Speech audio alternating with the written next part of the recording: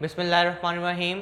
Students, आज हमारी जो क्लास फर्स्ट ईयर है कंप्यूटर, उसका लेक्चर नंबर 5 है। ठीक है, हम लोग इनपुट डिवाइसेस को डिस्कस कर रहे थे। इसके अंदर लास्ट जो हमारे 2 लेक्चर्स थे उसके अंदर हमने जो हमारा कीबोर्ड था उसको हमने मेनली देख लिया था, और फिर हमने सेकेंडली हमारी जो पॉइंटिंग डिवाइसेस थी, ठीक है, track ball, mouse, touch pad, touch screen जो थी, हमने इनको डिटेल्स में देख लिया था।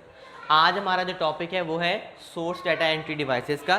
ठीक है, और उसके अंदर हमने हमारी जो स्कैनिंग डिवाइसेस होती हैं, ठीक है, जो कि स्कैन के फिनोमिना को यूज़ करती हैं, हमने उनको डिटेल में आज देख लें।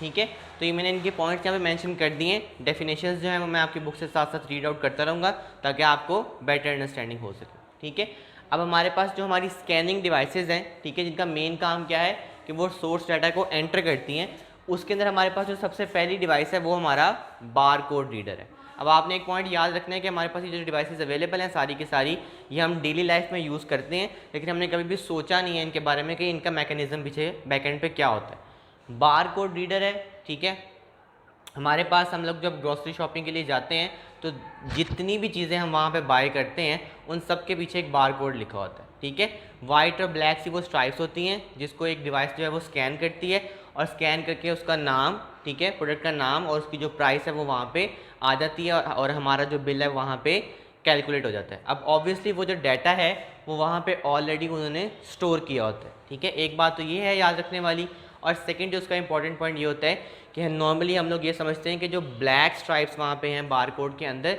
एक्चुअली में वो हमारा डाटा है, एक्चुअली में वो ब्लैंक स्पेसेस होती हैं, और जो वाइट उसमें अंदर लाइंस आ रही हैं, ठीक है, जो कि हम इमेजिन करना थोड़ा सा हमारे लिए मुश्किल होता है, वो असल हमारा डाटा होता है जो कि हमने डिवाइस में स्टोर किया होता है। अब आपकी जो बुक है उसके अंदर उसने ये डेफिनेशन यहाँ पे मेंशन की हुई है कि bar codes are the vertical zebra strip marks we find on most of the manufactured products in the market.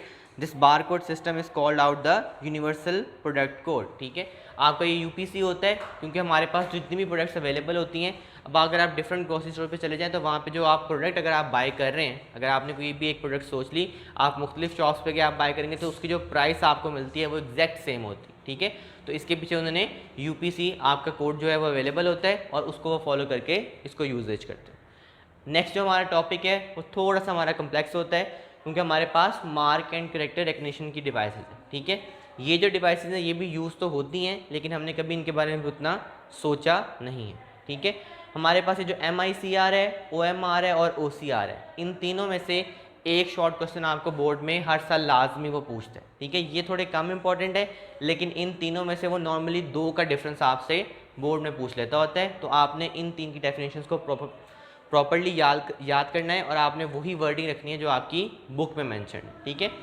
MICR के बारे में वो आपको बताता है कि it is a method of machine reading characters made of magnetized particles. MICR characters which are printed with magnetized ink are read by MICR equipment producing a digitized signal which goes to the computer as data for further processing।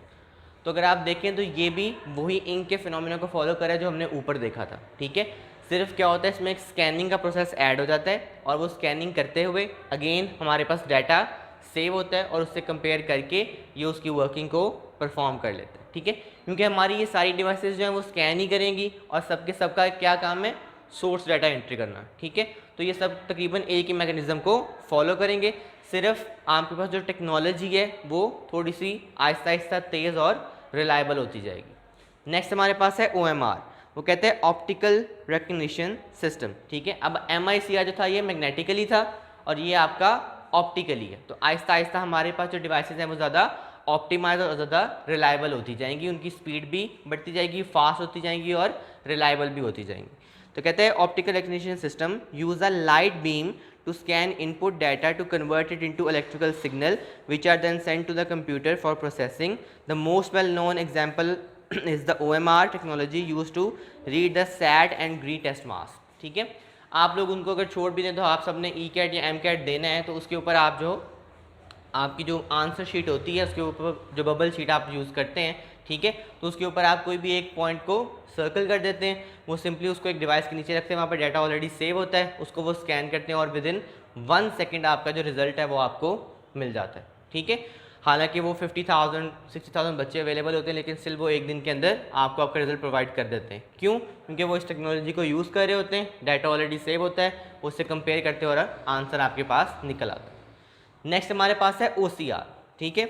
OCR जो हमारे पास available है वो कहता है it uses a device that reads pre-printed characters in a particular font and converts them into digital code. The common examples are some utility bills and price tags in the department store. अब यहाँ पे वो आपको क्या बता रहा है कि that reads pre-printed characters in a particular font, कि हमने उसके अंदर फॉन्ट्स जो हैं वो ऑलरेडी सेव कर दिए होते हैं, वो पहले से प्रिंटेड होते हैं, इसके अंदर सेव होते हैं। जैसे आप डिवाइस को स्कैन करते हैं तो वो वहाँ से उसको रीड आउट करके उसके ऊपर वर्किंग स्टार्ट कर देता है, ठीक है। And the common examples are utility bills and price tags in the department store. तो इसका भी यूजेज जो है वो बारकोड से थोड़ा सा सिमिलर ही है, लेकिन इसके जो काम करने की जो चीज़ है वो थोड़ी सी डिफरेंट है उससे, ठीक है। नेक्स्ट हमारे पास है मैग्नेटिक स्ट्राइप कार्ड्स और स्मार्ट कार्ड्स, जो कि आजकल के दौर में बहुत ज़्यादा यूज उनका जो है वो बढ़ गया। मैग्नेटिक स्ट्राइप कार्ड्स हैं, ठीक है, हम सब ने अपने डेबिट कार्ड क्रेडिट कार्ड्स देखे हुए हैं, ठीक है। उनके ऊपर एक मैग्नेटिक बार होता है, आप उनको अपनी ATM में डाल सकते हैं, ठीक है। आप उनको स्कैन कर सकते हैं, स्कैन करते हैं वो डाटा आपका वहाँ पे सेव हो जाता है, आप अपना पिन वहाँ पे एंटर करते हैं, ठीक है। और आपके अकाउंट में जो भी पैसे होते हैं आप उनको निकलवा भी सकते हैं और आप उनसे शॉपिंग भी कर सकते हैं, ठीक है। तो ये तो सिंपल था। नेक्स्ट हमारे पास है हमारे स्मार्ट कार्ड्स, ठीक है। कहते हैं कि it looks like a credit card but a microprocessor and memory chip have been added additionally when inserted into a reader it exchange data with corresponding information on a central computer, ठीक है। अब हमारे पास it can store some basic information also. A mobile SIM card and ATM card are good examples of this type, ठीक है। तो हमारे पास जो कार्ड्स अवेलेबल होते हैं, ठीक है, अभी रिसेंटली एप्पल ने भी ये चीज़ लॉन्च की थी स्मार्ट कार्ड्स की फॉर्म में। तो इनके अंदर जो हमारी सिम होती है उस तरह की एक चिप लगी होती है, ठीक है। उसके अंदर आपका सारा डाटा स्टोर होता है। इवन कि अभी जो हमारे नादरा के ID कार्ड आते हैं उनके अंदर भी अब यही चीज़ स्टोर है, ठीक है। तो उनको हम जब स्कैन कर सकते हैं तो हमारा सारा का सारा डाटा वहाँ पर शो हो जाता है और हम उसको यूज़ कर लेते हैं, ठीक है। तो ये आपके सारी की सारी मार्क एंड कैरेक्टर रिकग्निशन की डिवाइसेस थी। अब हम आगे मूव ऑन करते हैं फैक्स मशीन की तरफ और इमेजिंग सिस्टम की तरफ। फैक्स मशीन जो है वो आजकल के दौर में तो इसका यूजेज अब ख़त्म होता जा रहा है, लेकिन आपका इसका यूजेज बड़ा सिंपल सा था, ठीक है। ये आपके पास जो आपका मोबाइल आपका जो है फ़ोन है उसकी टेक्नोलॉजी और आपकी जो प्रिंटिंग की कैपेबिलिटी होती है उसको उसने कंबाइन कर दिया था। आपके पास फैक्स मशीन है, किसी और ऑफिस पे भी एक फैक्स मशीन अवेलेबल है, ठीक है। तो आप दोनों जो है वो दूसरे को डाटा सेंड कर सकते हैं। आपने यहाँ से जो पेज था वो अपनी डिवाइस में स्कैन किया, देन आपने जो अगले बंदे की फैक्स मशीन थी उसका जो नंबर था वो एंटर किया और वहाँ पे एग्जैक्टली डाटा जो है वो इलेक्ट्रॉनिकली डिजिटल फॉर्म में सेंड हो गया। वहाँ पे जाके अगर वहाँ पे उसकी फैक्स मशीन में पेज अवेलेबल जब होंगे तो वो प्रिंट होके उसको वो चीज़ वहाँ पे शो हो जाती थी, ठीक है।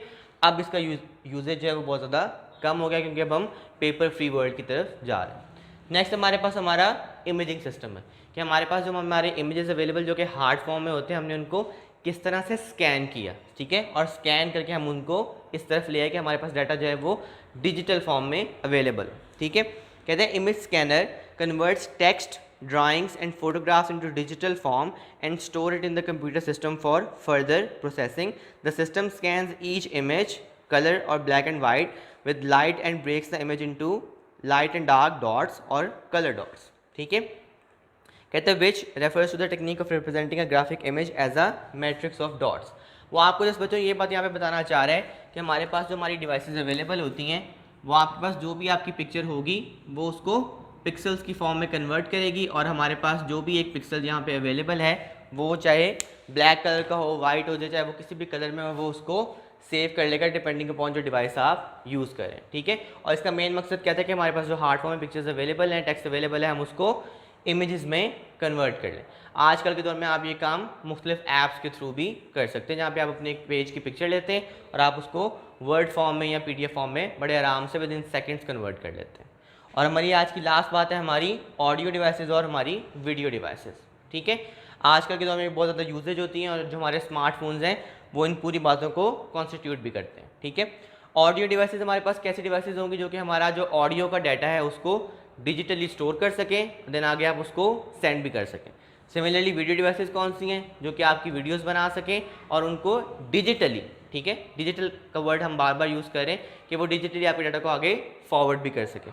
और लास्ट ही हमारा डिजिटल कैमरा है, ठीक है। अब अगर आप इन बातों को नोट करें तो ये सारी की सारी चीज़ें आपके पास आपके स्मार्टफोन में अवेलेबल होती हैं, ठीक है। तो हमारे पास जो डिजिटल कैमरा है, ऑडियो डिवाइस और वीडियो डिवाइस है, ये तीनों आपके स्मार्टफोन कैमराज में अवेलेबल होती हैं, ठीक है। और आप इनको यूज़ करके अपने डाटा को स्टोर कर सकते हैं जो कि हमारा मेन पॉइंट्स था कि हमने अपने डाटा को, सोर्स डाटा एंट्री डिवाइसेस को हमने पढ़ना था, तो हम अपने डाटा को इनके थ्रू स्टोर कर लेते हैं डिजिटली। ठीक है, तो यहाँ पे हम इस बात को ख़त्म करते हैं। इनकी डेफिनेशंस आप पढ़ लीजिएगा। ठीक है, मैंने आपको कुछ डेफिनेशंस इंपॉर्टेंट बता दी थी, जिनमें MICR, OMR और OCR है। देन यहाँ से डिजिटल कैमरा और फैक्स मशीन। ठीक है, ये थोड़े ज़्यादा इंपॉर्टेंट शॉर्ट क्वेश्चन हैं, लेकिन ऑब्वियसली आप ट्राई करें कि आप सब चीज़ों को प्रॉपरली याद करें। ठीक है, thank you so much for joining me in this lecture. अल्लाह हाफ़िज़।